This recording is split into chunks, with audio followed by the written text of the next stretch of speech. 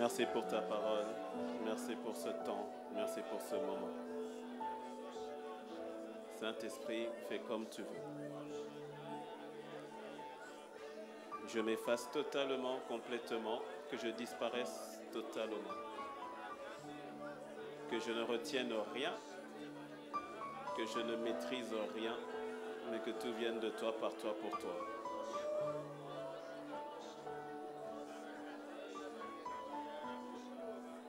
Dans le nom de Jésus. Dans le nom de Jésus. Dans le nom de Jésus.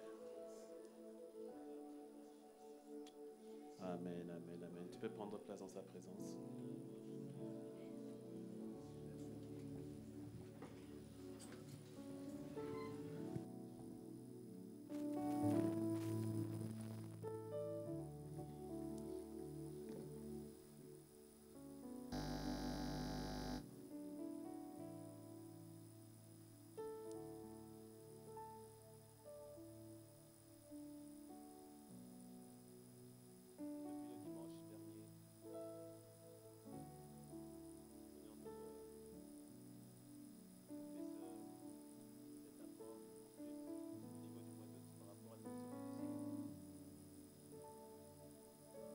Juste pour faire un récapitulatif de ce qui a été dit dimanche dernier, Matthieu 28, versets 19 à 20. Le Seigneur Jésus dit, allez et faites de toutes les nations des disciples, les baptisant au nom du Père, au nom du Fils et au nom du Saint-Esprit. Et enseignez-leur à observer tout ce que je vous ai prescrit. Et voici, je suis avec vous tous les jours jusqu'à la fin du monde. Et donc nous avions dit que le Seigneur nous demande d'aller faire des nations des disciples, pas simplement des sauvés, mais des disciples. Car nous l'avons dit, une personne qui est sauvée n'est pas forcément un disciple. Mais tout disciple de Christ est forcément sauvé. Et ce que le Seigneur, merci de gérer le Larsen s'il vous plaît, Sono. Et ce que le Seigneur demande, c'est que les nations soient transformées en de véritables disciples. Et donc le disciple, nous l'avons dit, c'est toujours un récapitulatif de dimanche dernier, le disciple, nous l'avons dit, selon le Seigneur, le disciple, c'est celui qui a décidé de suivre Jésus, celui qui a décidé de s'engager avec le Christ. Le disciple, donc, c'est celui, nous l'avons vu dans Luc 14, celui qui a décidé de ne pas mettre sur le même pied d'égalité ni son père, ni sa mère, ni sa femme, ni ses enfants, ni même sa propre vie, selon que Jésus a dit, celui qui ne hait pas son père, sa mère, sa femme, ses enfants, et même sa propre vie n'est pas digne d'être appelé mon disciple. Et donc nous avons dit que c'est celui qui a décidé de ne point mettre sur le même standing ou le même standard, ou bien d'accorder la même considération à qui que ce soit ou à quoi que ce soit par rapport à Jésus. Donc le disciple, c'est celui qui recherche d'abord la présence, la personne du Seigneur et qui s'abandonne totalement à lui. Et point que je n'avais pas eu le temps de voir, c'était que dans ta marche avec le Seigneur, il y a comme deux étapes qui, au fait, peuvent n'en faire qu'une seule.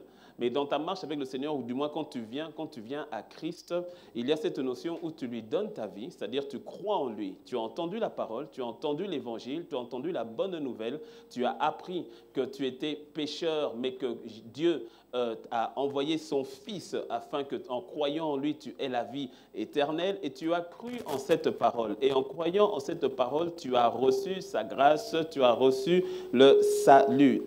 Viens avec moi dans Acte 9, verset 26. Acte 9, verset 26.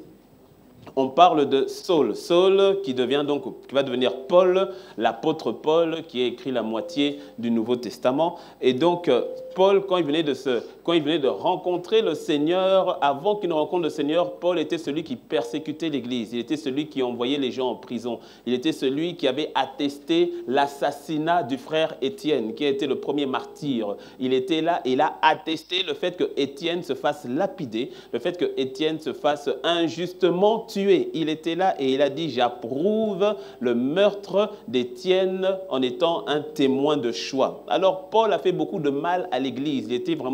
Il était l'effigie de celui qui persécutait l'Église. Et maintenant, Paul a rencontré sur le chemin, il a rencontré le Seigneur. Et sur le chemin de Damas, en rencontrant le Seigneur, maintenant, Paul n'est plus la même personne. Toutefois, lorsque maintenant il devait se rendre à Jérusalem, Saul, donc je lis le Acte 9, 26, Saul tâcha de se joindre à eux. Mais tous le craignaient, ne croyant pas qu'il fût un disciple.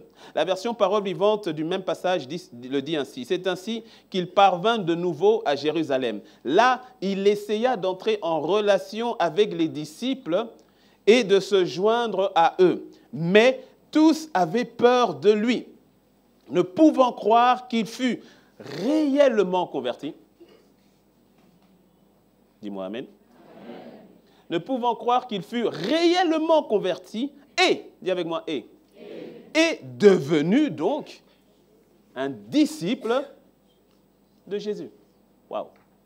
C'est-à-dire, ils ont dit non. Qui? Saul, le persécuteur, celui qui a envoyé ma tante en prison, celui qui a envoyé l'oncle de mon frère, de mon ami là, qu'il a envoyé se faire exécuter. Lui là, il dit qu'il est devenu, que maintenant il a Jésus. Ah non, non, non, on n'y croit pas. On ne croit pas non seulement qu'il se soit réellement converti, et qu'il soit devenu donc un disciple de Jésus. Parce que tu vois, il y a l'étape de la conversion. La conversion, qu'est-ce que c'est? C'est-à-dire que tu as, comme je l'ai expliqué, tu as cru en Jésus et donc tu l'as reçu. Et donc c'est l'étape, la notion du salut. Je crois en ce que Jésus a fait et donc je le reçois dans ma vie. Ce n'est pas toi qui l'as fait, c'est lui qui a fait. Tu n'as payé aucun prix, c'est lui qui a payé le prix à la croix pour toi. Dis-moi un bon amen. Il est mort à la croix pour toi et donc toi, tout ce que tu as à faire, c'est d'avoir la foi dans le don de Dieu qui est Jésus-Christ. Naître de nouveau, c'est gratuit.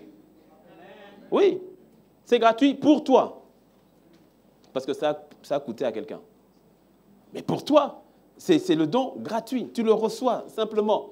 Et donc, tu vois, lorsqu'il s'agit de la nouvelle naissance ou de la conversion, ce n'est pas ce que toi tu as fait, c'est ce que Jésus a fait pour toi.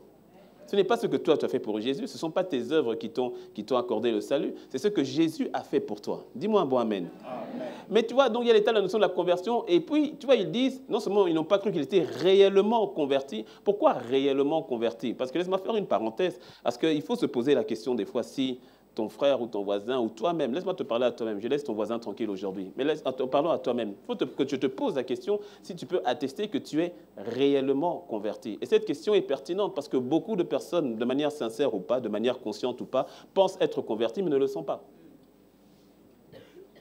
Et c'est terrible que de croire que tu es quelqu'un que tu n'es pas. Amen. Oui. Et je prie que le Saint-Esprit mette la lumière sur ta vie pour que tu puisses attester avec force et avec assurance que tu l'es véritablement. Je répète, beaucoup pensent être convertis, mais ne le sont pas. Oui. Ce n'est pas parce que tu viens à l'église que tu es converti. Ce n'est pas parce que maintenant ton langage a changé que tu es converti. Non. Laisse-moi te bousculer, sans me contredire, mais laisse-moi te bousculer. Ce n'est pas parce que tu penser d'une manière nouvelle que tu es converti. Est-ce que tu sais que ce n'est pas le renouvellement de tes pensées qui te sauve? Allô? Ce n'est pas le renouvellement de tes pensées qui te sauve. C'est la foi.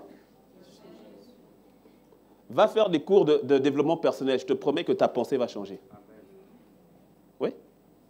Tes habitudes vont changer. C'est un ancien dévoreur de livres de développement personnel qui te parle. Je te promets. En 2006, quand j'ai commencé à lire le livre de développement personnel, je les connais, tous les grands auteurs, en tout cas de l'époque, maintenant je suppose qu'il y en a d'autres, mais tous les grands auteurs, je les mangeais comme pas possible. J'ai mangé leurs livres comme pas possible, j'ai écouté leurs vidéos comme pas possible, des vidéos qui datent de 1980, je suis allé les chercher dans la version analogique, je suis allé chercher les vidéos de 1980, j'écoutais et ma manière de penser avait changé. Il y avait de mauvaises habitudes que j'ai changées, des mauvaises habitudes financières que j'ai changées, des mauvaises habitudes comportementales que j'ai changées. J'avais un nouveau système de pensée. Mais ce n'est pas ça qui m'a sauvé. C'est la foi en Jésus, c'est une personne qui sauve, c'est Jésus. Ça veut dire que tu peux même commencer à avoir de bonnes valeurs, ce n'est pas pour autant que tu es sauvé. Non. Tu peux avoir maintenant un bon comportement, ce n'est pas ça qui te sauve. Beaucoup de personnes pensent qu'ils sont convertis, mais ne le sont pas. Et surtout lorsque tu es dans un environnement, par la grâce de Dieu, comme par exemple comme l'Église, et en particulier par exemple comme Impact Centre Chrétien, quand tu es dans un environnement qui promeut et qui aide, qui favorise au changement, tu penses véritablement que changement il y a. Et laisse-moi te dire, il peut peut-être y avoir changement, comme je l'ai dit, changement de manière de parler, changement de vocabulaire, changement de fréquentation, mais intérieurement, tu n'es pas forcément converti. Ouais. On te posait la question s'il était réellement converti. Et ça, ce n'est pas le pasteur qui répond à ta place, ce n'est pas ta femme, ce n'est pas ton mari, ce n'est pas ton ami. Et ensuite, il pose la question à savoir s'il était disciple. Parce que tu vois, l'étape du disciple, là, quand on a parlé de la conversion, par rapport à la conversion, tu vois, c'est Jésus qui te donne. Tu vois, c'est Jésus, c'est comme ça. C'est Jésus qui te donne. L'étape de conversion, c'est Jésus qui te donne. C'est Jésus qui paye pour toi. Quand on parle de disciple, maintenant c'est toi qui donnes à Jésus. Jésus t'a tout donné. Le disciple est conscient que Jésus lui a tout donné, alors le disciple, à son tour, donne tout à Jésus. C'est ça la notion du disciple. On l'a vu dimanche dernier, c'est celui qui s'est décidé, qui s'est engagé avec le Seigneur.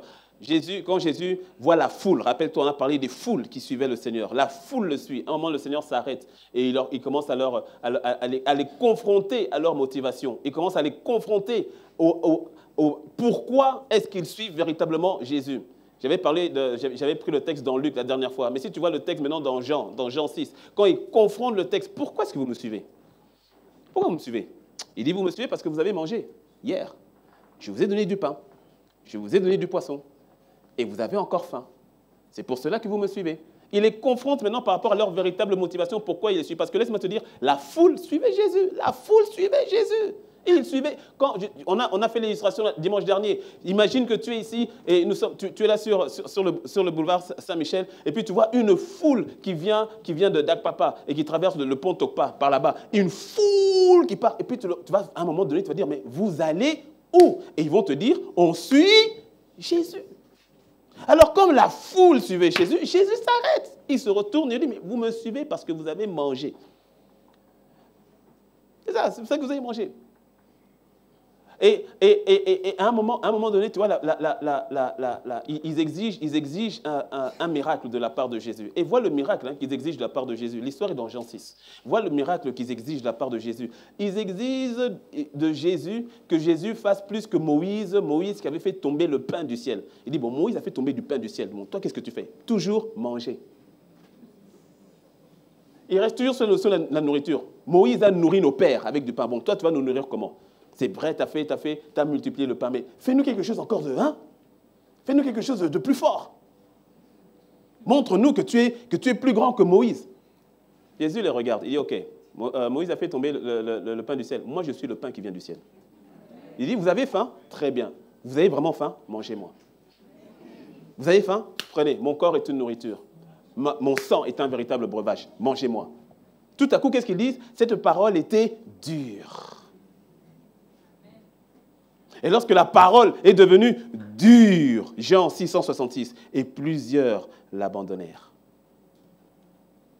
Lorsque la parole tout à coup est devenue dure. Moi, j'étais venu pour que tu me donnes à manger. Moi, j'étais venu pour que tu prennes soin de moi. Moi, je te suivais pour que tu puisses me donner mon mariage. Je te suivais pour que tu me donnes mon travail. Je te suivais pour que tu me donnes mon enfant. Je te suivais pour que tu me donnes ma promotion. Je te suivais pour que tu me donnes mon élévation. Je te suivais pour que tu fasses de moi. Et maintenant, tu me donnes une parole qui est dure. Je m'en vais. Et la foule est partie. Et ce qui est intéressant, ce que j'aime avec le Seigneur, c'est que quand la foule part, il ne retient personne. Pire, il y a un reste qui est là. Il y en a 12 qui sont là. Ils se retournent et ils confrontent le reste. Ils disent, et vous ne partez pas avec la foule? Waouh. Waouh. Il dit, mais vous ne voyez pas tout le monde qui est en train de partir? Regardez, les milliers là, ils sont en train de partir. Vous faites quoi là?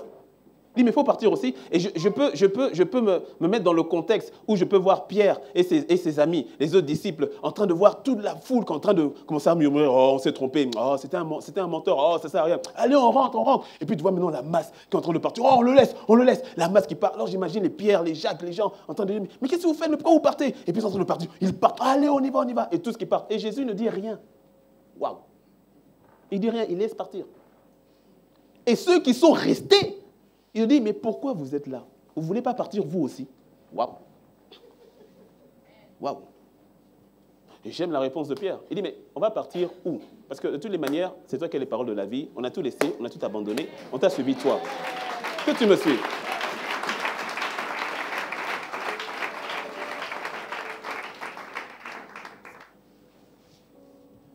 Non, joue pas. Ton voisin acclame. Et pourtant, lorsqu'il se retrouve dans une situation où le Seigneur n'a pas répondu comme il voulait qu'il réponde, il est le premier à partir. Oh, il ne part pas physiquement. Il quitte simplement le lieu secret où il priait avant. Oh, il ne part pas physiquement, t'inquiète. Mais il arrive simplement de venir à l'église avec la joie. Oh, il ne part pas physiquement, t'inquiète. C'est juste que sa Bible demeure fermée. Il ne part pas physiquement, t'inquiète. C'est juste qu'il va maintenant aller à bord, il va aller chercher la solution ailleurs. Mais il ne part pas physiquement.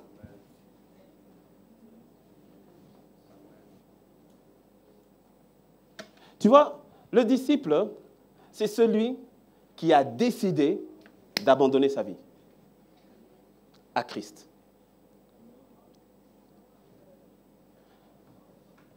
Ce qui marque la différence majeure entre le simple croyant et le disciple de Christ, c'est que le croyant, c'est-à-dire donc celui qui est converti, ok, le croyant accepte Jésus dans son cœur et le reconnaît comme sauveur. Et Jésus devient ainsi donc le sauveur de sa vie. Là où le disciple accepte Jésus dans son cœur, il le reconnaît comme son sauveur et surtout comme son Seigneur. Jésus est ainsi le maître de sa vie. L'obéissance, à vrai dire, est la différence majeure que tu verras entre le simple croyant et le disciple de Christ. Car lorsque nous parlons d'être un disciple est celui qui a un maître à qui il obéit. Ce n'est pas juste d'avoir un maître. Non, non, non, non, non. Le disciple est celui qui a un maître à qui il obéit. L'engagement du disciple dont on a parlé la semaine dernière, l'engagement du disciple est marqué ou encore exprimé non pas par ce qu'il dit, mais par ce qu'il dit et fait, ou par ce qu'il fait et dit, c'est-à-dire par son engagement. C'est un engagement qui est total, marqué par le sceau de l'obéissance. Car tout disciple, je répète, a un maître à qui il obéit. Le message du jour, c'est « Je suis le disciple de celui à qui j'obéis ». La question n'est pas de savoir simplement si tu es un disciple. La question est de savoir de qui es-tu le disciple. Parce que tu seras le disciple ou tu es le disciple de celui à qui tu obéis. Ne te trompe pas. Ne te leurre pas. Ne te mens pas. Et que personne ne te séduise. Il y a, encore une fois, deux types majeurs d'enfants de Dieu. Il y a les enfants de Dieu qui marchent dans la grâce de Dieu. Et c'est la majorité. Rappelle-toi, le Seigneur Jésus, en tant que notre Sauveur, s'est donné à la croix. Il est mort pour nous. Nous l'avons reçu. C'est la grâce. C'est la notion de la grâce. Et nous sommes dans la dispensation de la grâce. Et donc, il y a ceux-là qui marchent dans la grâce de Dieu. Et il y a un petit nombre, pas assez grand, qui, lui, marche dans l'obéissance à Dieu. Parce que tu peux marcher dans la grâce de Dieu et lui désobéir. Qui marche dans l'obéissance à Dieu, marche forcément dans sa grâce. Mais beaucoup peuvent marcher dans la grâce, mais désobéir. Et c'est ainsi que, de toute façon, nous sommes dans la dispensation de la grâce. Ah non, Dieu est bon. Dieu est bon, Dieu est doux, Dieu est gentil, Dieu est bon. Et puis une phrase qui revient trop souvent, Dieu comprend. Non, Dieu comprend. Non, Dieu, il comprend, il comprend. Comme je le disais au premier culte, nous sommes de véritables juges pour les autres et de magnifiques avocats pour nous-mêmes. Pour une même situation, un même péché, tu vois l'autre commettre le péché, la situation, tu vas l'accuser, tu vas le juger, tu vas le condamner. Mais quand c'est toi-même qui le fais, il y a toujours des circonstances atténuantes. Te concernant, non. Pour toi, hein, toi, Dieu te comprend. Pour l'autre, non, c'est normal. Dieu doit frapper, Dieu doit agir. Mais pour toi, non. Non, toi, on comprend. Dieu sur toi, il comprend que tu es de l'amertume. Parce que ta situation est tellement particulière que non, pour toi, c'est normal. Mais que l'autre n'a pas le droit. Mais toi, ça va. Toi, ça va. Tu as trompé ton mari? Non, mais vu les circonstances atténuantes, c'est normal. Même Dieu comprend. Ah, tu as vu comment il est mauvais? Non, Dieu comprend. Il comprend. Mais pour les autres, non, non, non. Mais toi, Dieu comprend. Toi, ça va. De magnifiques avocats pour nous-mêmes, de terribles avocats pour nous-mêmes. Pour les autres, des juges terribles. La grâce. On marche dans la grâce. Dans la grâce. Non, Dieu est bon, Dieu va faire, Dieu sait. Ah, Dieu me connaît, Dieu. La grâce. L'obéissance. Beaucoup marchent dans la grâce. Peu dans l'obéissance. Peu. Alors que Dieu attend de toi une obéissance totale, une obéissance complète. Je relis le passage de Matthieu 28 qu'on a lu. Je le relis dans la version du Semeur. Allez donc et faites, Matthieu 28, 19. Allez donc, faites dans le monde entier, faites des disciples parmi tous les peuples, baptisez-les. On avait parlé de la notion du baptême dimanche dernier, en disant que la notion du baptême, baptiso, donc c'est mourir au vieil homme et ressusciter en nouveauté de vie. On avait parlé longuement par rapport au baptême. Si tu me suis, dis-moi amen. Ok, maintenant le deuxième point. Parce que le Seigneur Jésus dit, baptisez-les au nom du Père, du Fils et du Saint-Esprit. Et puis de deux, apprenez-leur à obéir à tout ce que je vous ai prescrit. Ce qui veut dire que ce que le Seigneur attend de toi, attend de moi, attend de nous, c'est que nous soyons morts à nous-mêmes par le baptême, que nous marchions en nouveauté de vie et que nous lui obéissions. Point. À la ligne. Il n'attend pas de toi que tu viennes à l'église. Il n'attend pas de toi que tu serves à l'église. Il attend d'abord que tu meurs à toi-même, que tu sois en nouveauté de vie, de la même manière que lui, il est mort et ressuscité, parce que c'est ton partage, c'est mon partage, et qu'une fois ressuscité, maintenant, qu'il soit ton maître et que tu lui obéisses. Tout le reste, c'est le reste.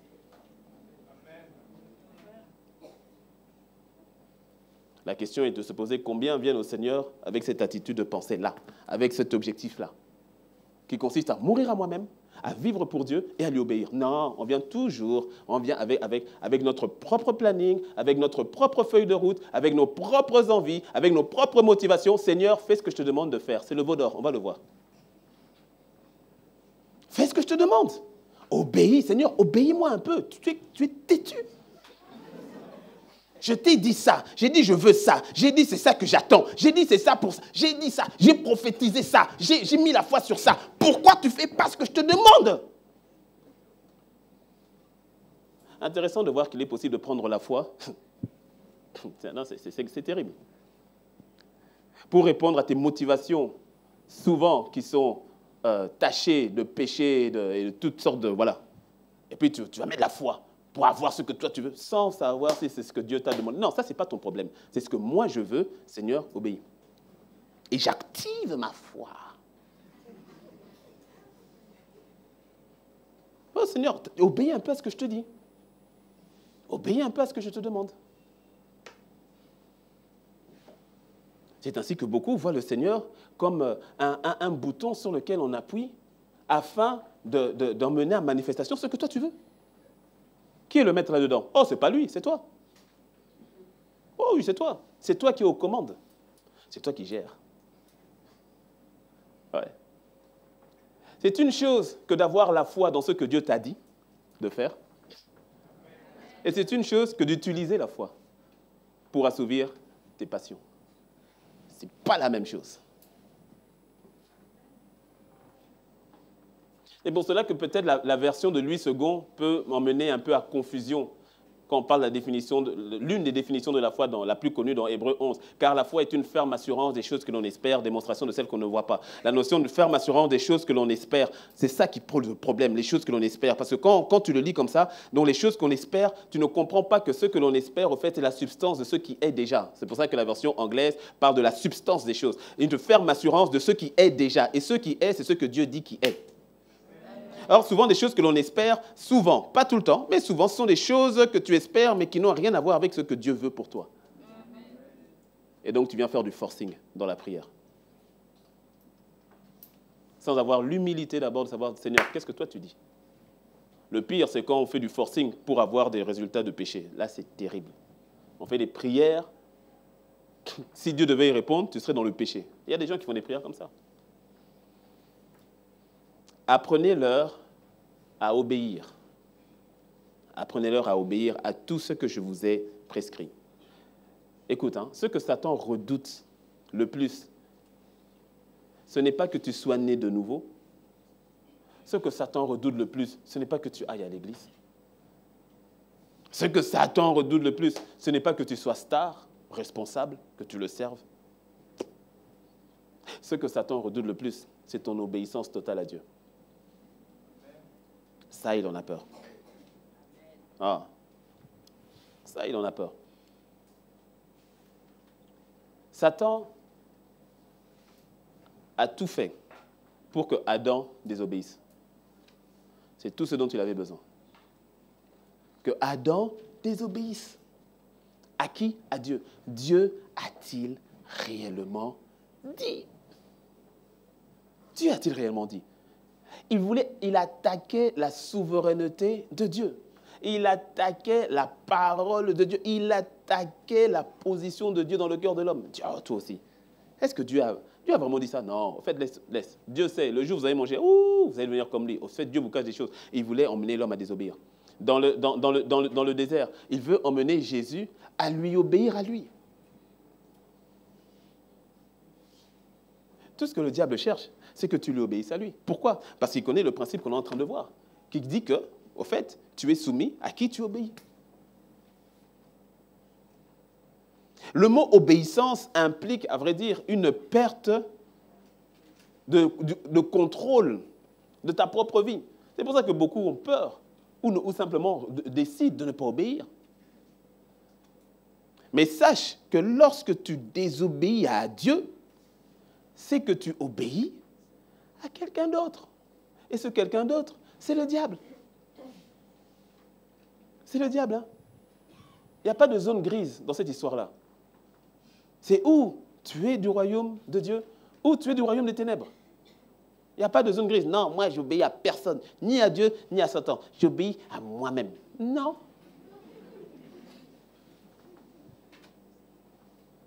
Deux Pierre 2, verset 19. C'est l'apôtre Pierre qui parle. Il dit, il leur promet de la liberté quand ils sont eux-mêmes, et il parle de ceux-là qui commencent à se détourner de la vérité. Il promet de la liberté quand ils sont eux-mêmes esclaves de la corruption, virgule, car chacun est esclave de ce qui a triomphé de lui. La version Parole de vie dit, pourtant eux-mêmes sont esclaves des plaisirs qui les détruisent. En effet, quand une chose nous domine, nous sommes ses esclaves. Quand une chose nous domine, nous sommes donc ses esclaves. Chacun est esclave de ce qui a triomphé de lui. Mon ami, tu dois te rappeler, au cas où tu l'as oublié, ou bien tu dois savoir, au cas où tu ne le sais pas, que le monde naturel dans lequel nous sommes est soumis au monde surnaturel. Que le monde visible est moins réel que le monde invisible. Car la Bible nous montre, nous déclare, nous révèle que ce qui est, ce que nous voyons, provient de ce que nos yeux naturels ne voient pas. Qu'est-ce que je suis en train de dire? Je veux t'emmener à ce que tu comprennes une chose. C'est que, d'une manière ou d'une autre, tu es toujours esclave, soit du royaume de Dieu et de sa justice, soit du royaume des ténèbres, de Satan et de ses démons. C'est l'un ou l'autre, parce que tu seras l'esclave de celui à qui tu obéis. À chaque fois que tu manifestes la peur, cette peur-là chronique, est-ce que tu sais que tu es en train d'obéir à un démon qui s'appelle la peur, qui est un esprit, et qui te transmet ce qu'il a. Et maintenant, toi, tu cèdes à la peur. En obéissant à l'injonction de ce démon qui te demande d'accepter cette peur, tu viens de te soumettre à lui.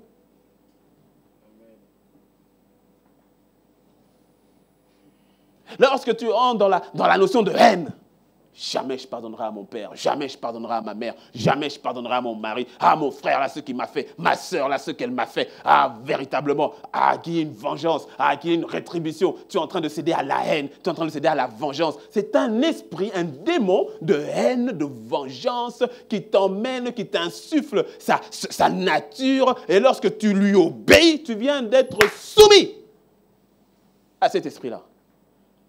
Il y en a qui se mettent en colère tout le temps, pour un rien, se mettent en colère. Tu es un ouragan, un véritable ouragan dans ta maison. Ton mari ne te contrôle pas, ta femme ne te contrôle pas, tes enfants te fuient, tes parents t'évitent. Un véritable ouragan. Moindre chose, paf, tu exploses. Moindre chose, paf, tu exploses. À chaque fois, tu cèdes à un esprit. Tu cèdes à l'esprit de colère. Tu cèdes à l'esprit de colère. Tu es esclave de cet esprit. Et il est ton maître. Pose-toi la question, de qui es-tu le disciple? Tu es le disciple de celui à qui tu obéis. Parce que rappelle-toi, le disciple obéit à son maître afin de lui ressembler. Or, à force d'obéir aux injonctions de cet esprit, tu commences à lui ressembler. Ça peut te choquer, mais oui, il est possible d'avoir Jésus comme sauveur et Satan comme Seigneur.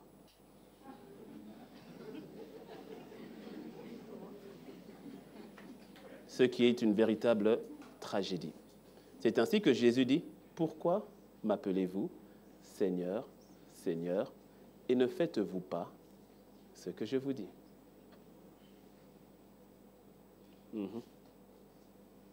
Pourquoi? Mais parce que à partir du moment où tu appelles Seigneur, Seigneur, Seigneur, c'est le mot grec kurios. Kurios qui veut dire propriétaire. Pas simplement propriétaire, mais propriétaire exclusif. C'est-à-dire tu lui appartiens totalement, en toute exclusivité. Tu ne lui appartiens qu'à lui et à lui seul. C'est ça quand tu dis Seigneur Jésus, Seigneur Jésus. Oh Seigneur, mon Jésus, mon Seigneur. Il dit, ok, mais si tu m'appelles Seigneur, pourquoi tu n'obéis pas à ce que je te dis? Pourquoi tu ne fais pas ce que je te dis? Dans ce cas, ne m'appelle pas Seigneur. Comme dit le pasteur Yvan, appelle simplement Sauveur Jésus. Ah, mon Sauveur, je t'aime, mon Sauveur. Ah, tu es mon Sauveur. Reste sur Sauveur. Ne va pas dans Seigneur. Ne va pas dans Seigneur. Parce que si tu l'appelles Seigneur, cela veut dire que tu fais ce qu'il te demande de faire. Or, si tu ne fais pas ce qu'il te demande de faire, pourquoi est-ce que tu l'appelles Seigneur? Luc 6, 46. Et tu vois toujours dans Luc 6, 46, quand il dit cela, pourquoi m'appelez-vous Seigneur, Seigneur, mais ne faites-vous pas ce que je vous dis de faire? Mais tu vas voir que juste après, il prend la définition de la maison. Il prend l'exemple de la maison. En disant, je vais vous dire à quoi ressemble quelqu'un qui entend ma parole et qui la met en pratique. Il est semblable à quelqu'un qui a creusé profondément et qui a mis le fondement de sa maison. Il a construit sa maison, la tempête est venue, l'ouragan est venu, mais la maison est restée ferme. Mais maintenant, je vais vous dire à qui ressemble ou à quoi ressemble celui qui entend mes paroles, mais qui n'obéit pas. Il est semblable à quelqu'un qui a construit, mais il a construit sur le sable. Il a construit sa maison, lui aussi sur le sable. La maison a été élevée, sauf que la tempête est venue, l'ouragan est venu, la maison s'est écroulée et la ruine de cette personne fut grande. Elle fut grande. Et ça, il prend cela pour illustrer ce qu'il vient de dire. Pourquoi vous m'appelez Seigneur, Seigneur, mais vous ne faites pas ce que je vous dis de faire. Alors, tu vois, je me suis arrêté un peu sur la construction de la maison. Et tu vois, la construction de la maison, pour toute maison ou toute bâtisse que tu construis, c'est intéressant de voir que tu vas te soumettre donc au plan de l'architecte. Et donc, si tu dis que le Seigneur est l'architecte de ta vie, si c'est lui qui est maître de ta vie, donc tu vas te soumettre à ce que lui, il veut pour toi. Mais dans la construction d'une maison, ce qui est intéressant, c'est que peu importe ce que tu veux construire, l'architecte, peu importe ce qu'il veut construire, je ne suis pas dans le BTP, mais plusieurs pourront confirmer sur ces quelques points, c'est-à-dire que il y a certaines choses sur lesquelles tout le monde va se soumettre. C'est-à-dire en fonction du lieu où tu veux construire, on va faire une étude de sol. Cette étude de sol va nous dicter quels seront les matériaux, quelle est la profondeur, qu'est-ce qu'il faudra comme béton, comme ciment, et ça va nous dicter ce qui est incontournable, non négociable pour mettre le fondement. Vrai ou pas vrai? C'est-à-dire que ça, même l'architecte, peu importe toute la pensée qu'il a, le fondement, au fait, le sol va dicter, va obliger, ou je dirais encore, va imposer le point de départ. Et c'est ainsi que, tu vois, donnez-moi ma Bible, s'il vous plaît, ma Bible. Et tu vois, c'est ainsi que la plupart d'entre, enfin pas la plupart, mais beaucoup trop quand même, faut l'avouer, ont tendance parfois à dire, Seigneur, révèle-moi ce que tu veux pour moi. Seigneur, révèle-moi quelle est ta volonté pour moi. Ah, je ne sais pas, Seigneur, pasteur, dites, je veux savoir à quoi est-ce que Dieu m'appelle, qu'est-ce que le Seigneur veut pour moi et tout cela. Et c'est bien que tu cherches, c'est bien, c'est une bonne chose. Mais parmi ceux-là qui demandent, le problème, c'est que j'ai compris que le Seigneur, au fait, demeure muet, que le Seigneur ne répond pas, qu'il ne te dit rien. Tu sais pourquoi? Mais parce qu'en ce qui concerne déjà cette première étape du fondement, tu demandes au fait à Dieu, l'architecte, tu demandes, Seigneur, dis-moi, quelle est la forme de ma maison? À quoi est-ce que je ressemble? Est-ce que je suis un R+2, un R+4? Est-ce que j'ai des jardins?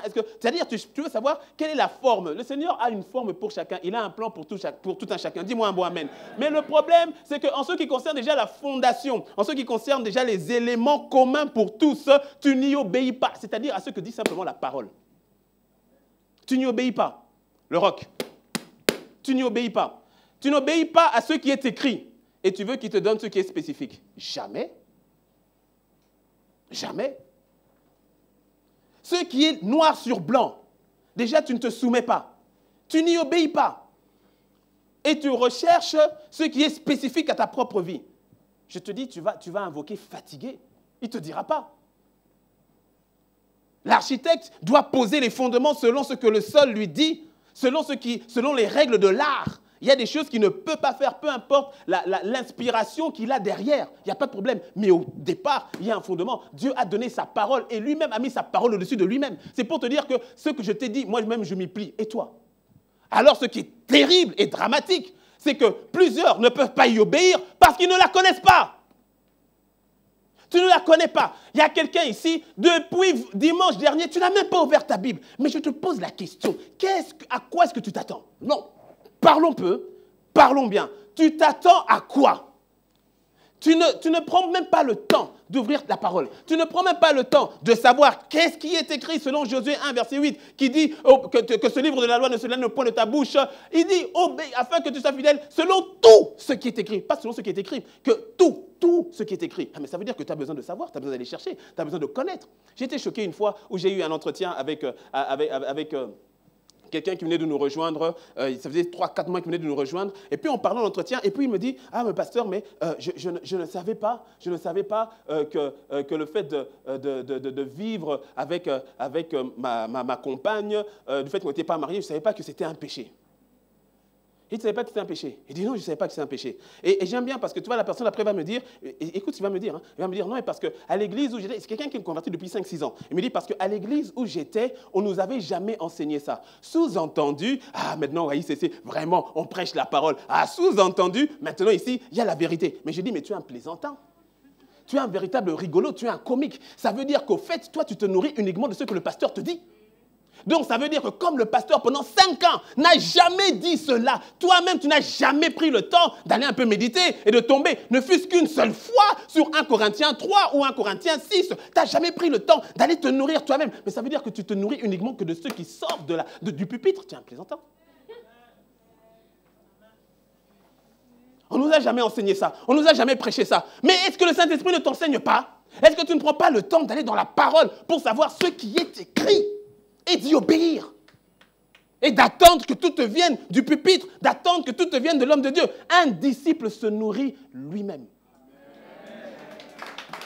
Il se nourrit lui-même.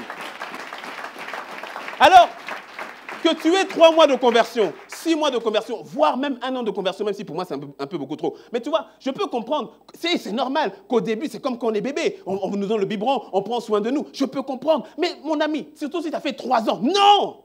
Mais non. Parce que la Bible dit même 3 ans. Franchement, là, 3 ans, c'est bon. Maturité, 3 ans, c'est bon. Ça fait 3 ans, cocoba, dans le Seigneur. Tu connais le Seigneur. Mais non, tout doit venir du pasteur, tout doit venir du frère, tout doit venir de ceux qu'on nous a enseignés. Et toi-même. Imagine que depuis dimanche dernier, que tu n'aies pas mangé. Mais tu serais dans quel état? Tu serais dans un état fatigué, disloqué. Tu serais en train de tituber. Maintenant, laisse-moi te poser la question. Qu'est-ce qui te fait croire que le fait que ton corps spirituel n'ait rien mangé, parce que sa nourriture, c'est la parole de Dieu, et de faire la volonté? Ton corps spirituel n'a rien mangé. Et qu'est-ce qui te fait croire que tu es en bonne santé spirituelle? Tu te trompes toi-même. Tu te trompes toi-même. Peu importe le costume que tu as, peu importe le beau pagne, la belle blouse que tu as, mais tu es dans un état comateux. Ton esprit est complètement sonné. Il est par terre. Il est par terre. Non, il faut arrêter. Tu te trompes toi-même. Tu vas venir dimanche après dimanche, mais rien ne change. Rien ne change. Quand j'ai appris le piano, j'avais 18 ans, je suis allé voir mon professeur de piano, j'ai dit je vais apprendre le piano. Il a dit très bien. Premier cours, direct, avant même le cours, il m'a posé la question, est-ce que tu as un piano à la maison? J'ai dit non. Il a dit ok, fais en sorte d'aller acheter un piano. On a fait le premier cours, je reviens au deuxième cours. Il me dit est-ce que tu as acheté un piano? J'ai dit non. Il dit fais en sorte d'acheter un piano. On a fait le deuxième cours. Le troisième cours, idem. Au quatrième cours, quand je suis arrivé, il m'a dit est-ce que tu as acheté un piano? J'ai dit non. Il a dit tu rentres chez toi. Il a dit tu rentres chez toi parce que moi je perds mon temps et toi tu perds ton argent. Il m'a dit rentre chez toi. Parce qu'il m'a dit, tu viens et au fait, tu n'avances pas. Parce que les exercices que je te donne, tu ne peux pas les pratiquer parce que tu n'as pas de piano. Donc, tu ne fais que tourner en rond. Au bout de 3 cours, il m'a dit, je me fatigue à dire les mêmes choses et toi, tu es en train de perdre ton argent. La vérité, c'est que si on doit toujours revenir sur la même chose, c'est parce que personne ne pratique. On attend que tout vienne le dimanche. Et donc, le Saint-Esprit tourne sur la même chose, la même chose, la même chose, la même chose, la même chose.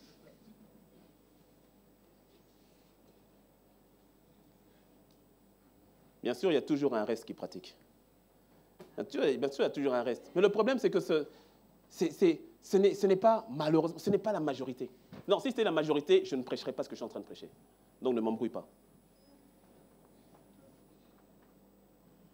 Et arrête de prendre le message et de l'envoyer sur quelqu'un d'autre. Dieu te parle à toi. Oh, vraiment dommage. Est-ce qu'elle est venue? Ah, elle n'est pas venue. Ah, ça, c'est vraiment pour elle. Non, c'est pour toi.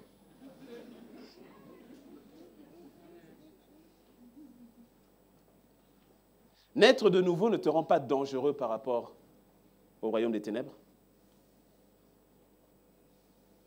Naître de nouveau, ce n'est pas ça qui te rend dangereux. C'est ton obéissance. Lorsque tu choisis d'obéir à Dieu. C'est pour ça que Satan fera tout pour t'emmener à désobéir. Et tu sais pourquoi? Parce qu'il sait qu'il y a un secret dans la notion d'obéissance. Romains 6, verset 16. Romains 6, verset 16. Ne savez-vous pas qu'en vous livrant à quelqu'un comme esclave pour lui obéir, vous êtes esclave de celui à qui vous obéissez, soit du péché qui conduit à la mort, soit de l'obéissance qui conduit à la justice. Il y a un secret et une vérité spirituelle dans ce passage qui dit ceci. Ton obéissance révèle celui que tu reconnais comme maître. Et celui que tu reconnais comme maître a le pouvoir sur ta vie. Ce n'est pas ce que tu dis. Ce n'est pas ce que tu chantes. Ce n'est pas ce que tu placardes dans ta maison. Moi et ma maison, nous servirons l'Éternel. Gloire à Dieu. Mais ce n'est pas ça. Ce n'est pas le poisson que tu as derrière ta voiture. Ce n'est pas ça. C'est à qui tu obéis. C'est aussi simple que ça. Et celui à qui tu obéis, il a le pouvoir sur ta vie. Soit à Christ dans la justice, soit à Satan dans le péché. Point. Le pasteur Yvan le dit ainsi. La prière du salut prouve que tu as accepté Jésus comme sauveur. L'obéissance prouve que Jésus est devenu ton Seigneur. Je répète. La prière du salut prouve que tu as accepté Jésus comme sauveur. Ton obéissance à la parole de Dieu, bien évidemment, prouve que Jésus est devenu ton Seigneur. Et j'aime parce que ce point est important parce que dans Matthieu 7, la version de Luc 6, 46, maintenant dans Matthieu 7, Jésus est beaucoup plus spécifique en disant ce n'est pas ceux qui disent Seigneur, Seigneur qui rentreront dans le royaume. mais ceux-là qui font la volonté de mon Père. Autrement dit, ceux-là qui obéissent.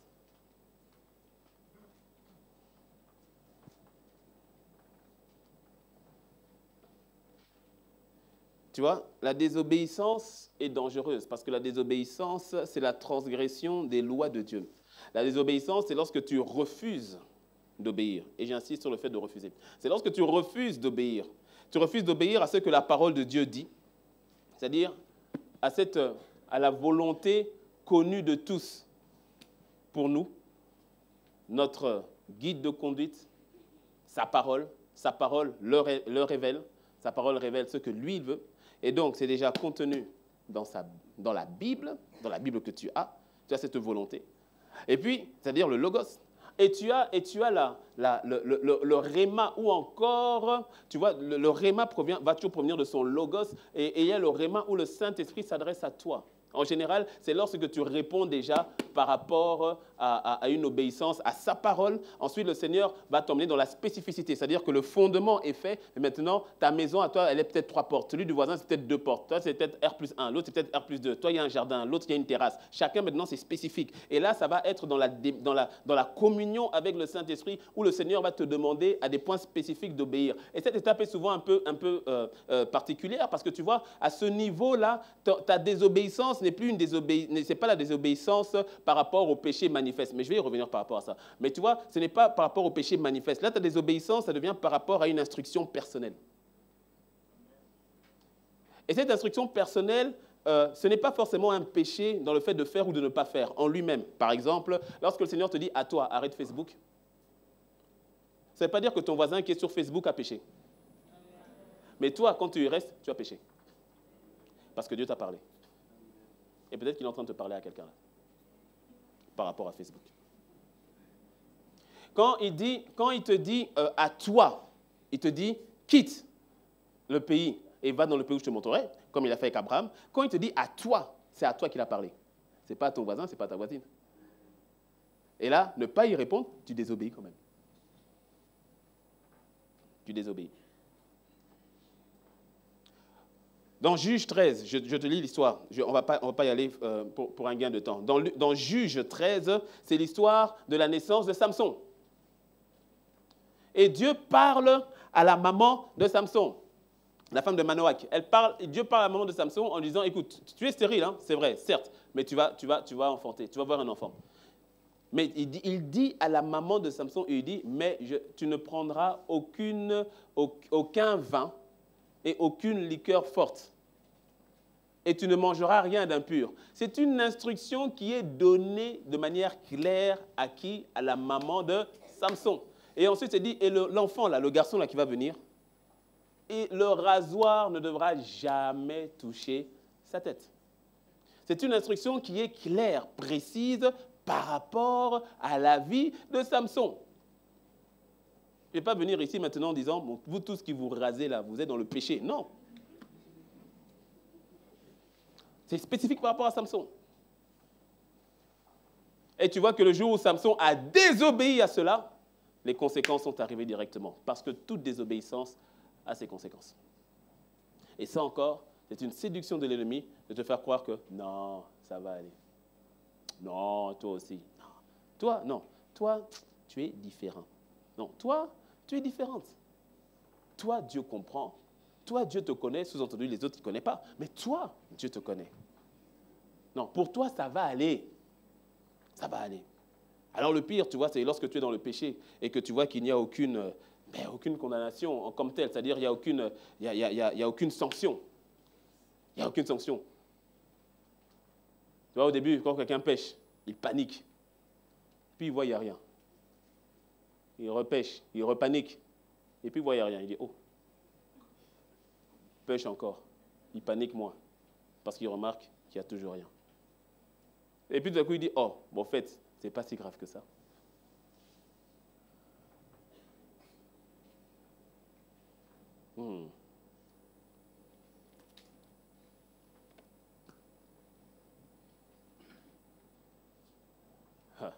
Tu vois, je répète, celui à qui tu obéis, hein, c'est lui qui dirige ta vie.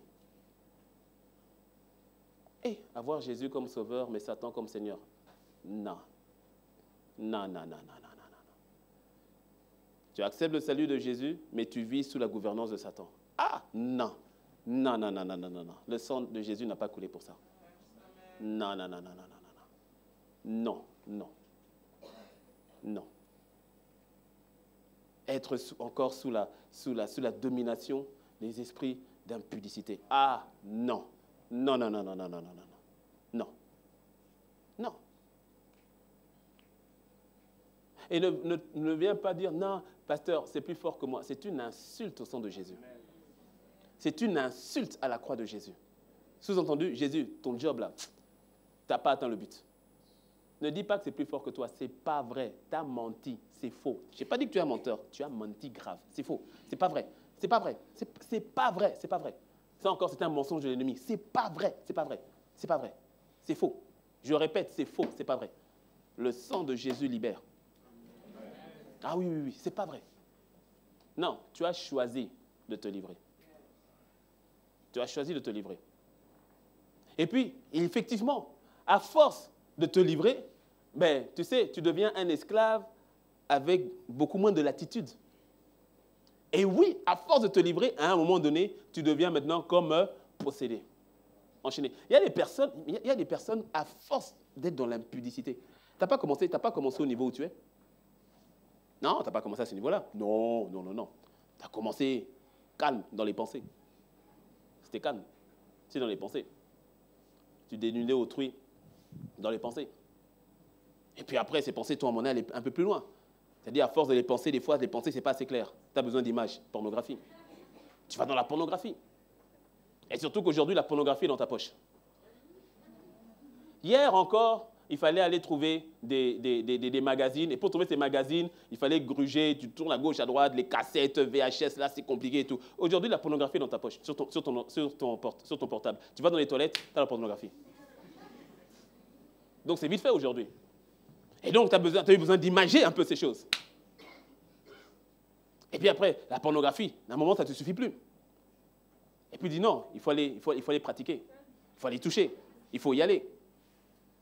Et puis, quand tu t'es retrouvé, c'était avec une fille, c'était avec un garçon, mais après, à un moment, ça ne te suffit plus. C'est comme si ça te demande plus. Et puis, allez, il faut changer de partenaire. Il faut aller un peu à gauche, il faut aller à droite. Et puis, il faut aller tenter. Je passe certains exemples, parce que c'est suivi sur Internet. Et il y a peut-être des enfants qui sont derrière. Mais à un moment donné, tu te retrouves dans une situation où, oui, à un moment donné, tu es tellement enchaîné, tellement enlacé, tellement enchaîné. Pourquoi? Parce qu'à force de te livrer, et c'est ainsi que certains, sans s'en rendre compte, s'en retrouvent d'étape à tenter, à celui d'oppresser, à celui de posséder. C'est-à-dire une forme d'oppression sévère. Une forme d'oppression sévère. Et puis ça ouvre la porte à toutes sortes d'autres démons. Hein.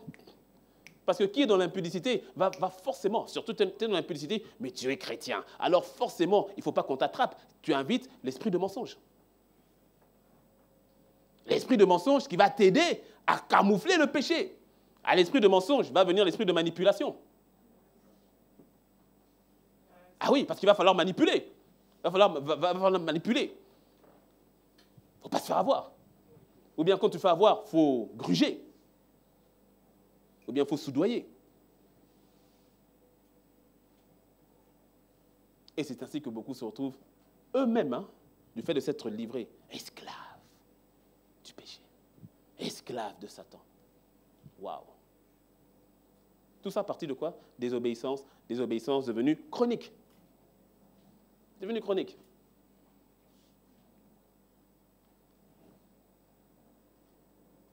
Tu peux être bien habillé, tu peux être quelqu'un de sympathique, tout ça, il n'y a pas de problème. Mais au fait, dans le monde spirituel, quand on te regarde, esclave. Mais pas de Jésus. Je suis tenté de dire que ça ne soit pas ton partage. Mais le problème, c'est que actuellement, c'est le partage de plusieurs. Donc, je ne dis pas que ça ne soit pas ton partage, je dis que le Seigneur te délivre. Amen. Mais cette délivrance, elle vient par la repentance. Mon ami, ce n'est pas une prière, je t'impose les mains, je vais imposer les mains à personne. Amen. Je vais faire l'onction d'huile à personne. Ce n'est pas une question d'imposition des mains, ce n'est pas une question d'onction d'huile, ce n'est pas une question de prophétie que je déclare sur ta vie. Je vais déclarer fatigué, je vais m'épouner pour rien. C'est une question de repentance.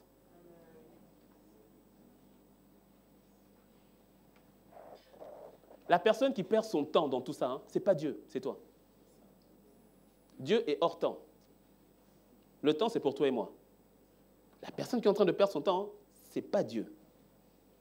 C'est toi. Jusqu'à quand tu vas négocier ce qui n'est pas négociable au vu du sang de l'agneau? On ne négocie aucun péché. Le sang de l'agneau a traité le péché. On ne négocie rien avec le péché. C'est tout ou rien. On ne négocie rien. Non, je vais faire par dose. On va doser. Je vais baisser le dosage. J'avais 4 copines, je redescends à 1 copine.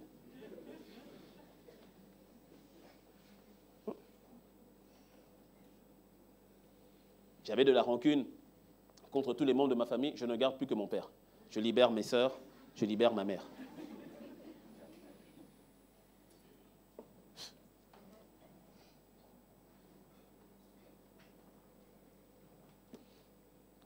Celui à qui tu obéis détermine celui qui a le pouvoir sur ta vie.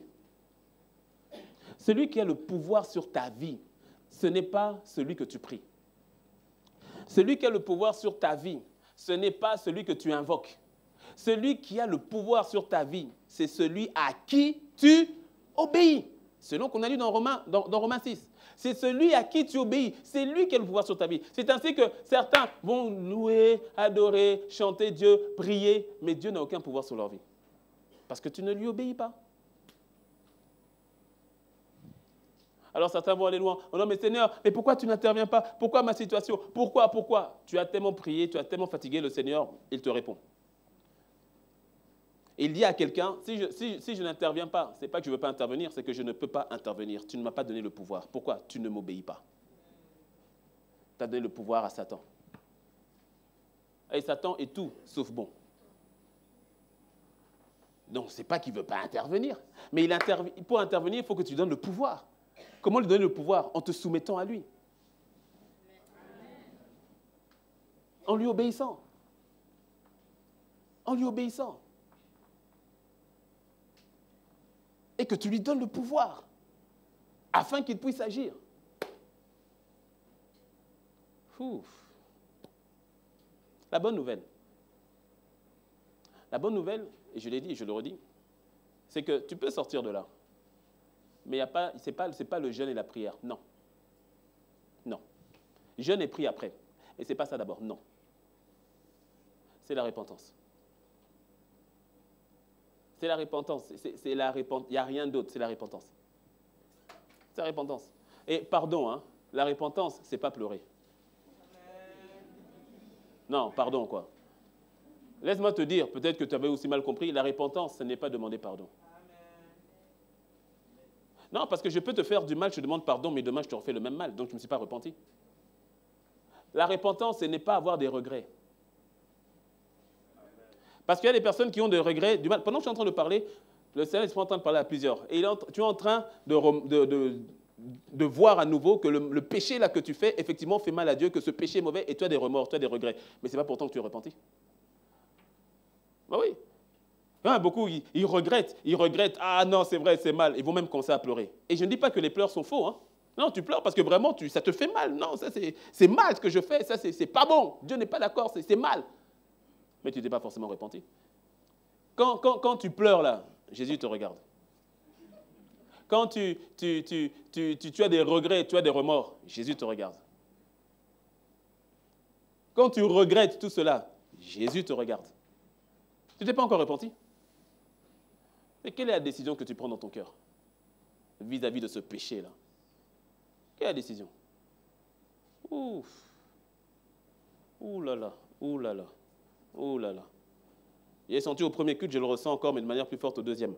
Pendant que je suis en train de parler, il y en a, c'est-à-dire, non, tu as besoin de prière et de délivrance. Il y en a, c'est-à-dire, ton cœur s'est tellement endurci. Hein? Ton cœur s'est tellement endurci que même là, le Saint-Esprit est en train de te parler, hein, mais tu es en train de chercher des négociations. Waouh! Waouh, Seigneur, délivre ton peuple. Waouh! Tu es en train de chercher à justifier le péché dans ton cœur. Je parle à plus d'une personne. Tu cherches à justifier ta situation. Ouf! Wow! Tu vois, des fois, quand je viens il y a certaines situations, tu vas parler avec une sœur qui vient de donner sa vie au Seigneur, ou bien voilà, peut-être qui est dans le Seigneur et qui se répand par rapport à sa vie. Et puis elle vient me voir et puis elle va me dire, bon pasteur, vraiment, j'ai vraiment écouté la parole et je dois mettre de l'ordre dans ma vie, parce que quand tu parles avec elle, tu remarques qu'elle était soit deuxième bureau, troisième bureau, quatrième, cinquième tiroir de quelqu'un, d'un homme marié. Donc elle était loin en fait avec cet homme marié-là, et qu'en fait cet homme marié, c'est lui qui faisait tout pour elle, qui payait, et elle a peut-être un enfant, deux enfants ou plus, et que c'est lui qui paye pour la popote des enfants, c'est lui qui paye la maison, c'est lui qui donne toutes les choses, et que quelque part, ben voilà, elle dépend de ce monsieur. Et tu vois, quand tu as une sœur qui vient te parler comme ça, elle dit, oui, pasteur, vraiment j'ai entendu, mais vraiment la situation et autres, voici la situation telle qu'elle est, c'est pas facile, c'est pas évident. Et puis tu vois, il y a une forme même en tant que pasteur, et puis en tant qu'être humain, puis en tant que pasteur, tu vois, il y a une forme de compassion dans ton cœur. Tu dis, ah ouais, franchement, c'est pas facile, c'est pas évident. Et puis tu vois, tu dis, bon, peut-être, est-ce qu'il faudrait pas attendre, est-ce que... Ça, c'était avant. Non, parce qu'aujourd'hui, je te dis, écoute ma soeur, je n'ai pas la solution ou autre, comment faire. Quand on a les moyens, on aide. En fonction de l'église, quand on peut. Des fois, on ne peut pas. Mais qu'on puisse ou qu'on ne puisse pas, soit au niveau personnel ou bien au niveau de l'église, qu'on puisse ou qu'on ne puisse pas, je lui dis, peu importe qu'on puisse ou pas, toi, tu dois obéir. Ah oui, tu dois obéir. C'est-à-dire, tu dois obéir à ce que la parole dit, tu dois obéir à ce que le Saint-Esprit dit. C'est-à-dire, on va gérer après. Mais toi, d'abord, choisis d'obéir et obéissons. Parce que tu vois, tant que tu n'obéis pas, le quatrième homme n'apparaît pas dans la fournaise ardente. Shadrach, Meshach et Abednego, ils ont obéi à la parole de l'Éternel qui disait, tu ne te prosterneras point devant d'autres dieux. C'est quand ils ont obéi et qu'ils ont été jetés dans la fournaise ardente qu'il y a eu un miracle.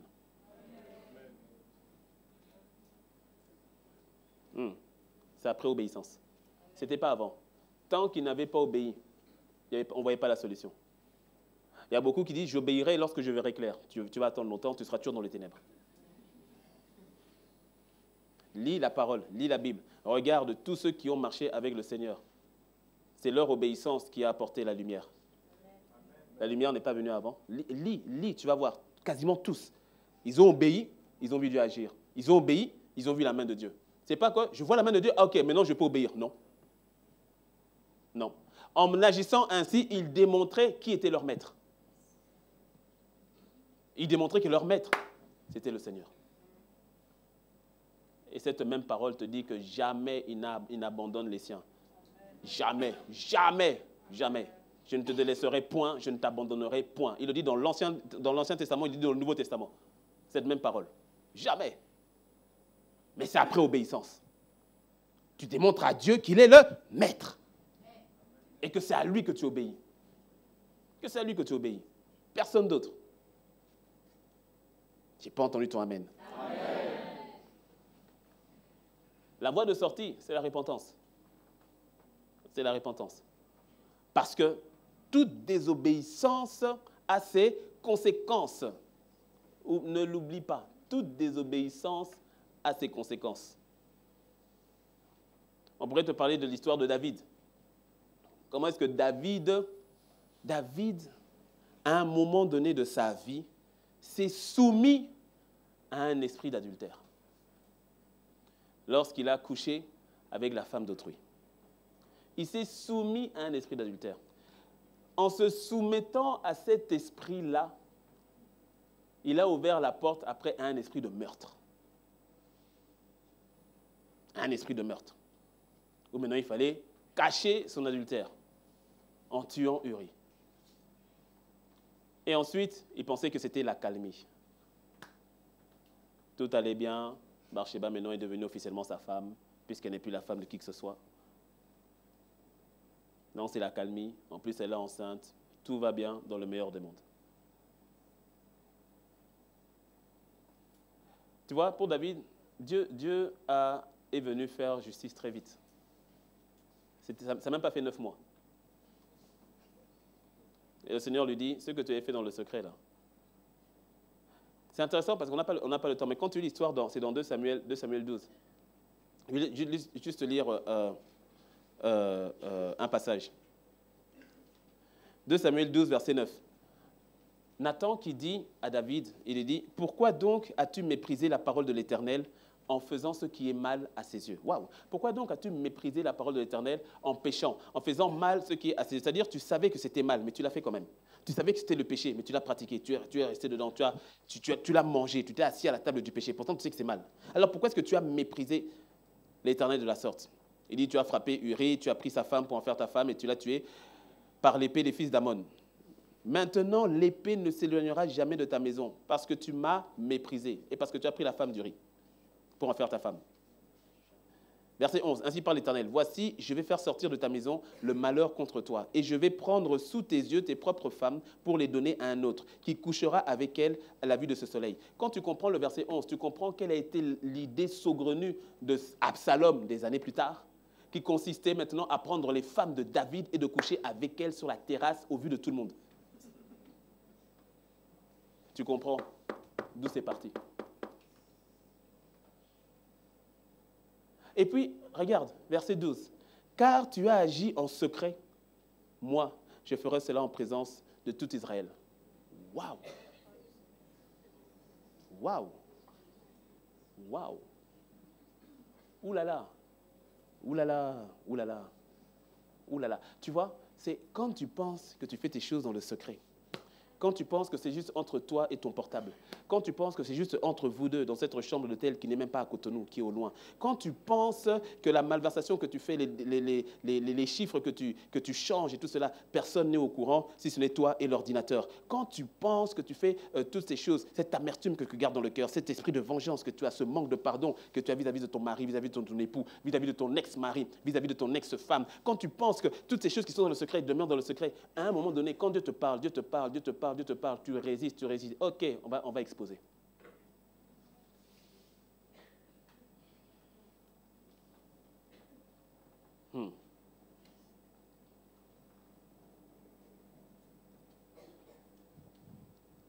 Celui qui te parle a été quelqu'un qui avait été exposé il y a déjà plusieurs années. Où tu penses faire les choses dans le secret et tout à coup, tout ce qui est dans le secret, sur le lieu public. Non, c'est pour ça que j'ai remarqué qu'en fait, Dieu, il ne faut pas blaguer avec lui. Il ne faut pas blaguer. Ce n'est pas ton petit copain. Il ne faut pas blaguer. Il ne faut vraiment pas blaguer. Non, mais ça fait longtemps, Dieu ne fait rien, Dieu ne fait rien. Il est écrit qu'il est lent à la colère. Rappelle-toi, décembre de 2017, début d'année, janvier, le Seigneur a dit qu'il va juger sa maison. On est en plein dedans. On est en plein dedans. Écoute, ne prends pas Dieu à la légère, quoi. Ne le prends pas, non. Ne le prends pas à la légère. Nous ne sommes plus au temps de tergiverser. Nous ne sommes plus au temps qui consiste à, bon, je vais aller voir, je vais aller réfléchir. Non. Bien sûr, il y en a, hein, je sais, il y en a qui marchent dans la crainte de Dieu. Dieu merci d'ailleurs. Mais que celui qui pense être debout prenne garde de ne point tomber. Comme quelqu'un dirait, un accident est vite arrivé. Tu t'accroches encore plus à la grâce de Dieu, tu t'accroches encore plus à la miséricorde, à la compassion de Dieu, tu t'accroches encore plus au Saint-Esprit qui te garde sur ce chemin, qui te garde humble, qui te garde sur ce chemin. Et laisse-moi te dire, tu n'es pas arrivé. Personne n'est arrivé, moi le premier qui te parle.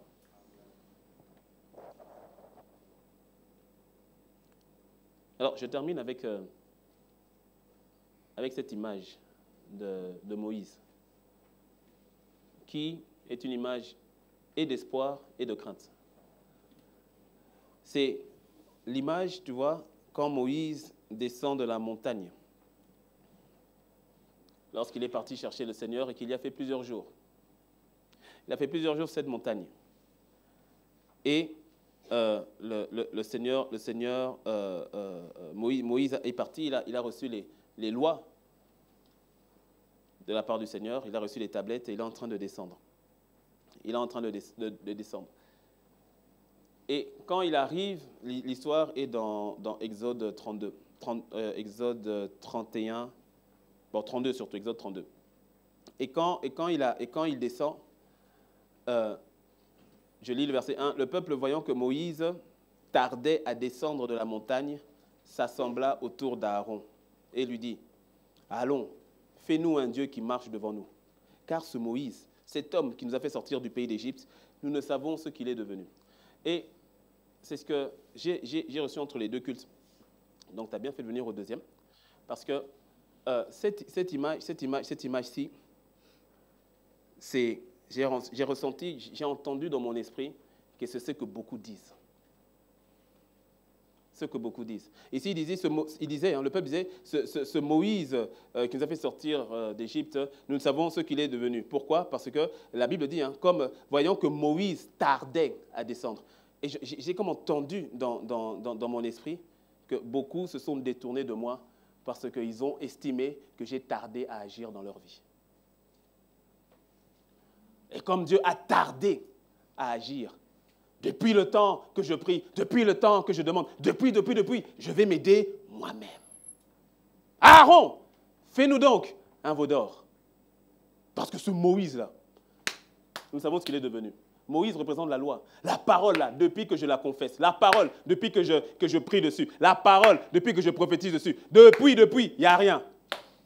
Dieu tarde. Aaron, plan B.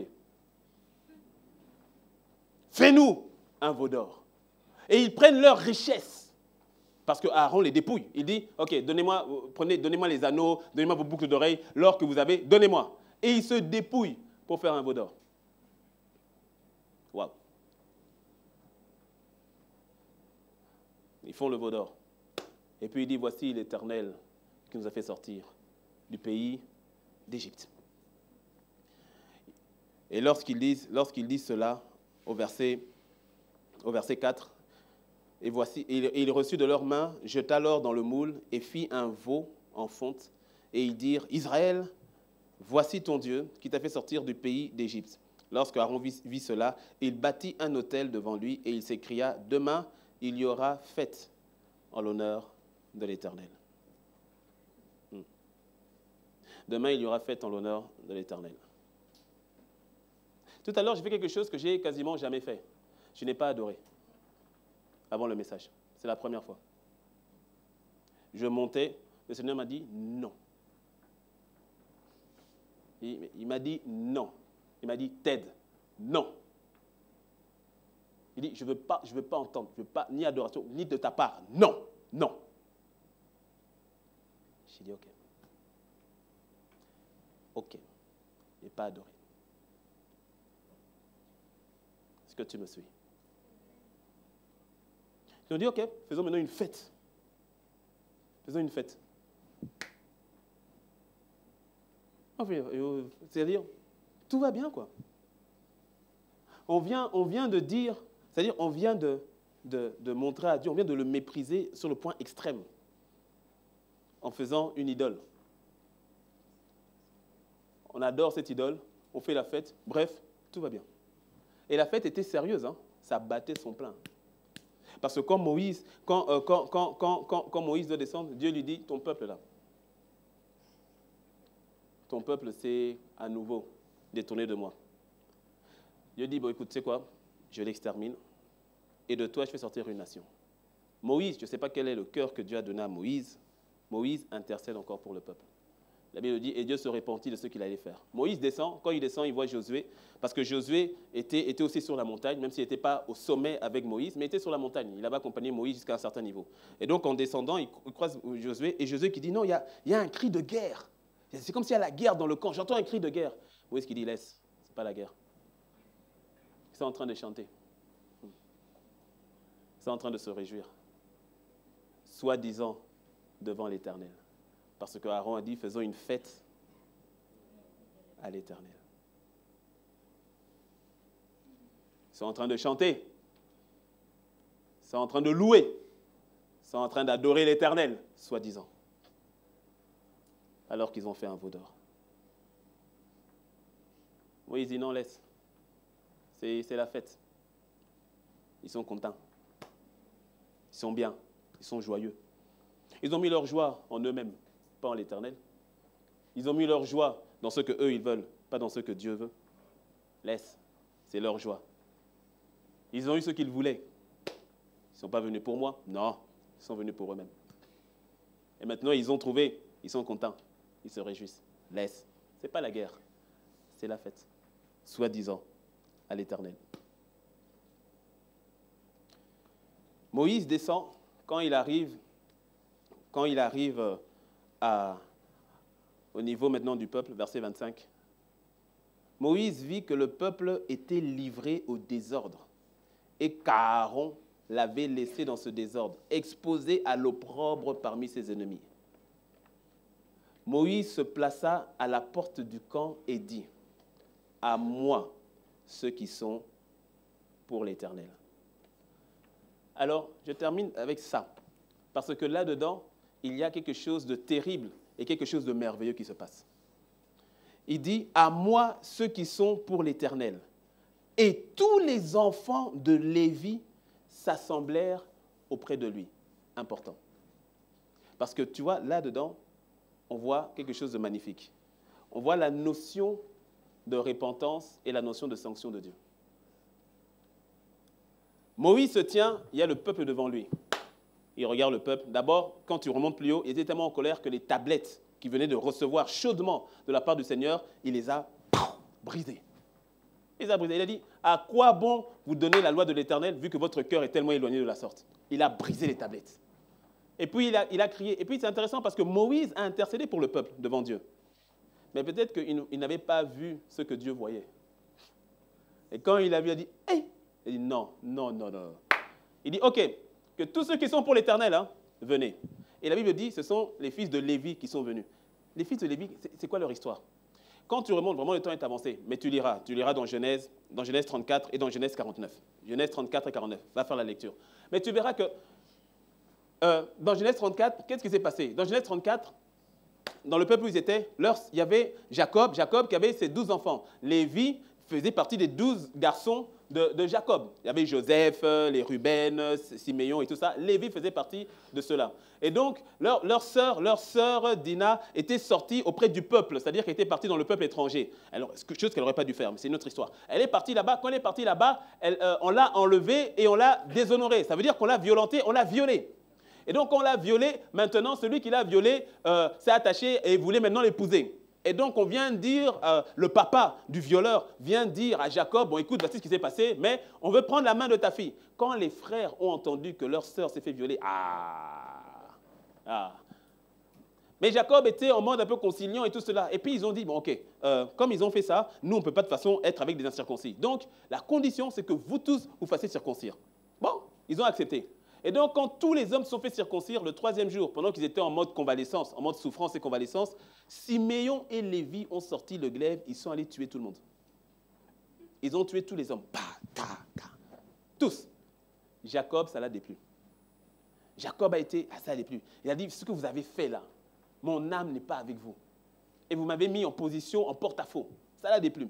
Ça, c'était peut-être 20 ans, peut-être 30 ans avant. C'est même avant, Genèse 34, c'est même avant que Joseph soit envoyé en esclavage. C'est avant.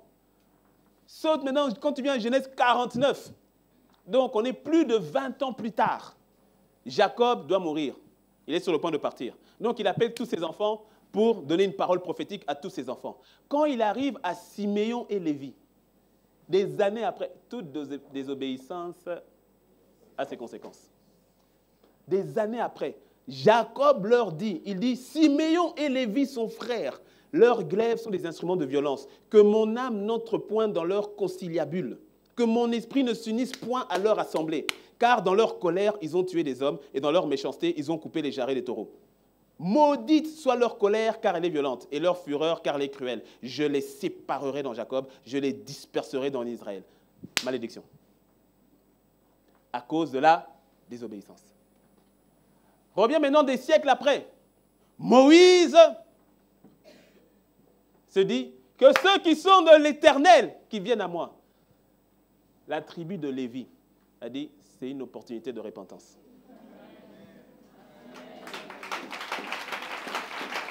Est-ce que tu me suis? Ils ont dit, là, on a une opportunité de laver l'affront qu'a fait notre ancêtre, Lévi. en obéissant, en se repentant, en se soumettant. La tribu de Lévi direct est venue. Je dis non, ça c'est maintenant ou jamais. Et quand ils sont venus directement, Moïse maintenant leur donne un ordre et ils obéirent à l'ordre qui consistait maintenant à liquider les autres. 3000 hommes sont morts ce jour-là. Et à partir de là, la repentance de Lévi a fait que maintenant les Lévites sont devenus ces sacrificateurs-là. Est-ce que tu me suis? Comment? Repentance. Là, le Seigneur, c'est plus le temps de dire, je vais voir, je vais discuter. C'est là. Tu choisis de marcher avec Dieu. Soit si tu es déjà avec lui, tu t'accroches. Ou si ce n'est pas le cas, tu te répands là. Ou bien tu restes de l'autre côté. Rappelle-toi, sa parole qui a été donnée, car dans les derniers temps, et nous sommes dans les derniers temps, vous verrez à nouveau la différence entre le juste et le méchant, entre ceux qui servent Dieu et ceux qui ne le servent pas.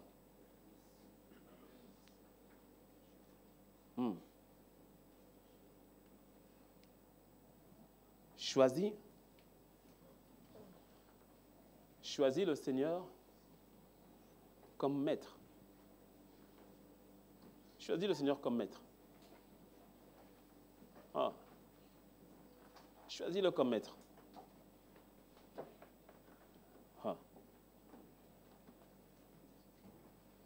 Véritablement. Tu sais, il y a une dimension où quand le Seigneur dit, OK, maintenant c'est bon, j'ai parlé, fatigué, maintenant j'agis, je frappe, je trie. Quand il le fait, qui va s'interposer? Qui va s'interposer? Qui?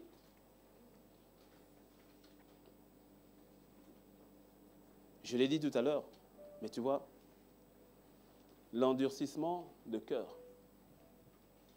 Et par sa grâce, je crois que le Seigneur a entendu la parole parce que je sens qu'il y a un degré d'endurcissement qui vient de baisser.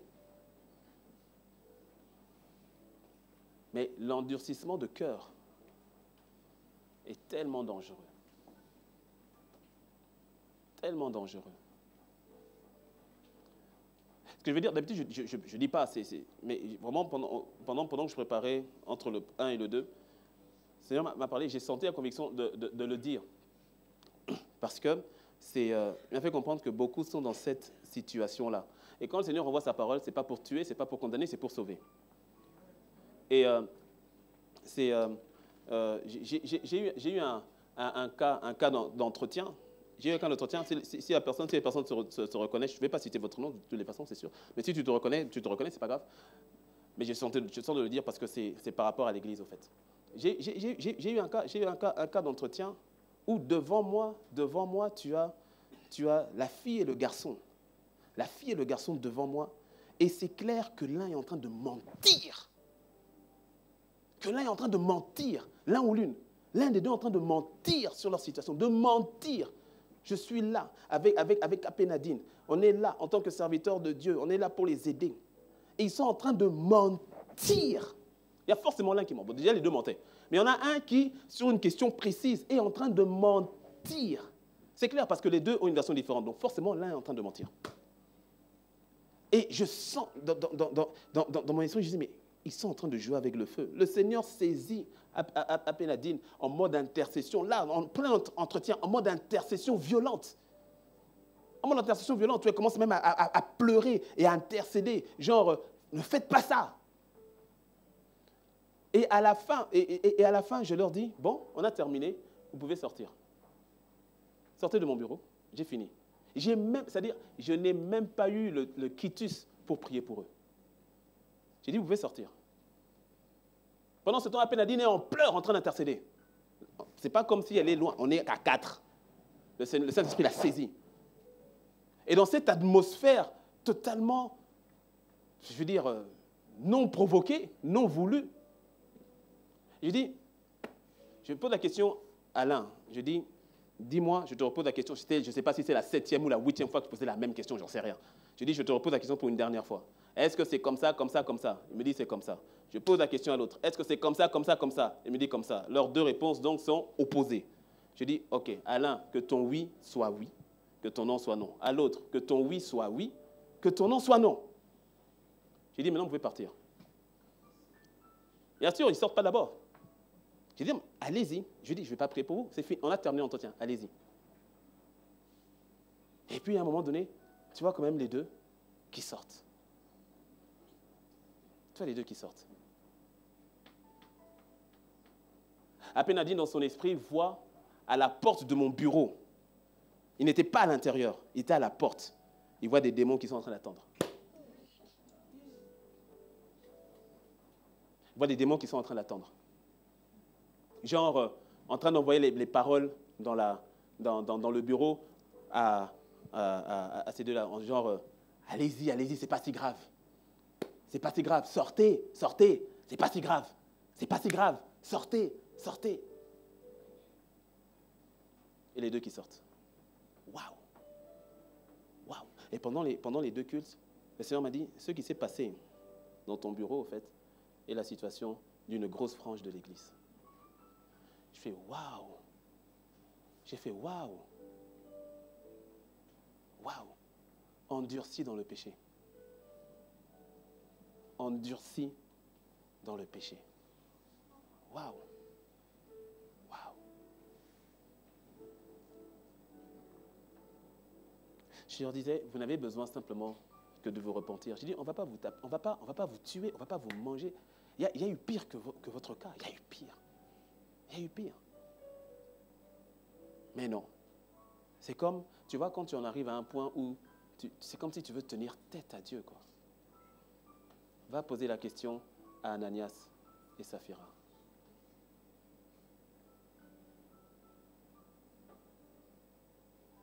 On va incliner la tête.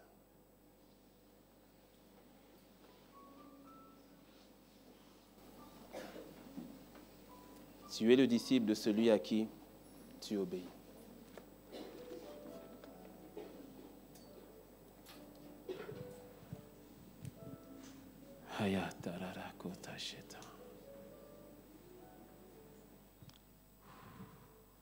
Karebo sheta maseta. Kanterebo soto ikurubo sheta. Kainte kurubo sheta ikamasa. Kainte kurubo sheta maisete. Kainte kurubo sheta yarabase.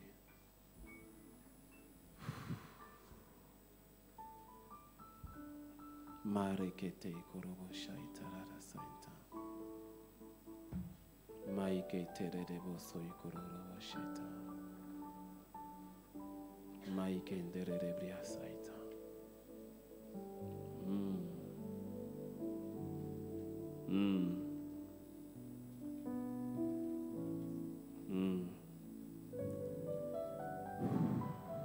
Sadarabo saika tarara sheta.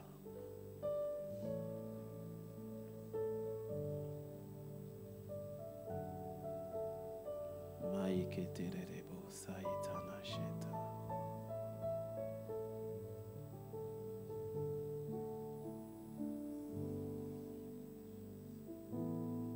Maiko tanaita sheta.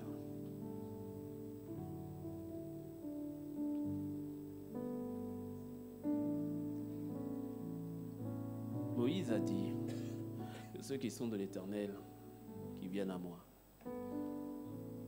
Ça veut dire que lorsque Moïse voyait le peuple, il voyait que la majorité, en fait que le peuple était du mauvais côté. Que le peuple était du mauvais côté. Et donc il leur dit, vous devez venir du bon côté. Que quiconque est de l'Éternel, qui vienne avec moi.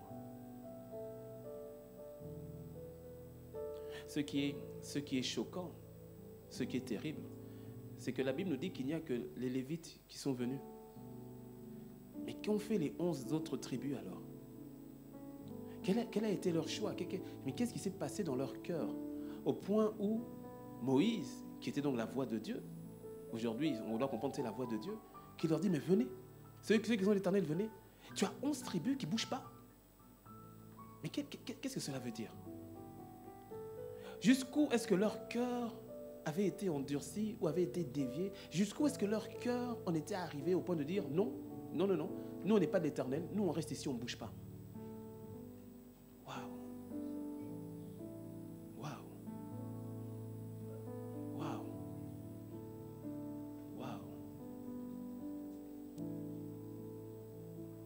avec tout ce que le Seigneur a fait pour toi. Et il a fait beaucoup plus que tu n'en es conscient. Toi et moi, on n'a pas le droit de le mépriser de la sorte. On n'a pas le droit. On n'a pas le droit. On n'a pas le droit d'attrister son esprit de la sorte. Non, on n'a pas le droit. On n'a pas le droit.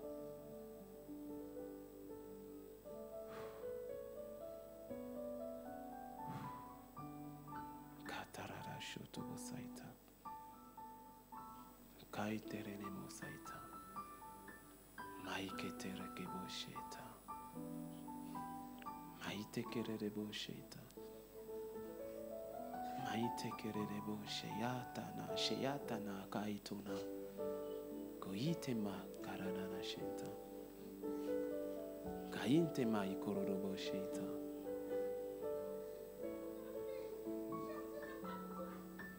Maikesa.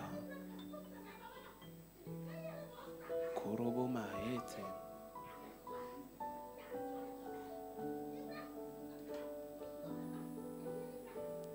Tu ne peux pas, tu ne dois pas garder un cœur endurci. Tu ne peux ni ne dois persévérer dans cette voie-là. Non.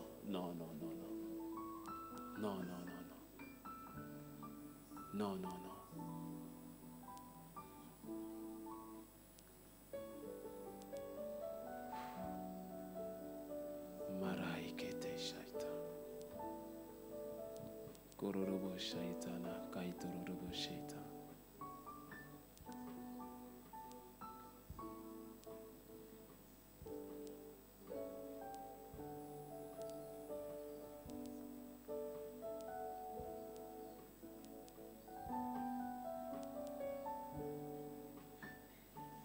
De la même manière que Moïse avait dit, ceux qui sont l'Éternel, qui viennent à moi.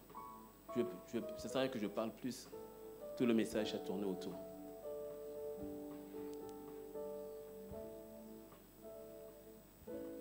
Je parle à celui, à celle qui pratiquait, qui vivait dans le péché. Le Seigneur te parle là maintenant. Si tu es à moi, si je suis ton maître, alors tu prends la décision de te repentir, de sortir de là. Maintenant, pas demain, pas ce soir, pas demain. Oui, ça veut dire que ce projet que tu avais lancé, tu dois devoir l'arrêter, oui. Oui, ça veut dire que ce projet que tu ne voulais pas lancer, tu vas devoir obéir et lancer, oui. Oui, ça veut dire qu'il va y avoir de la casse, oui, il va y avoir de la casse. Mais, ma soeur, mieux vaut qu'il y ait de la casse maintenant que demain. Mieux vaut que tu payes le prix maintenant que demain. Mieux vaut que tu payes le prix maintenant plutôt que demain.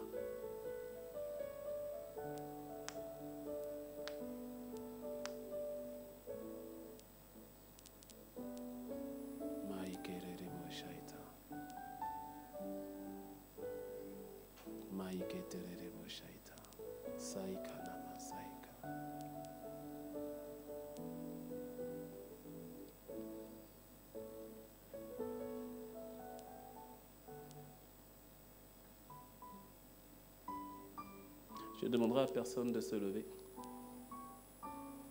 Parce que parfois, on pense que c'est le fait de se mettre debout qui emmène repentance. Ce n'est pas vrai.